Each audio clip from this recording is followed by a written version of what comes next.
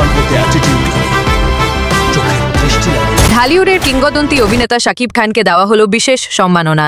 দীর্ঘ 25 বছর ধরে রূপালী পর্দা শাসন করার স্বীকৃতি স্বরূপ সম্প্রতি তিনি পেলেন silver jubilee of excellence in Bangla cinema award.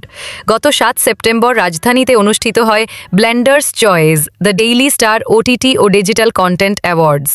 সেখানেই শাকিব খানের নাম ঘোষণা করা হয় এ বিশেষ পুরস্কারের জন্য।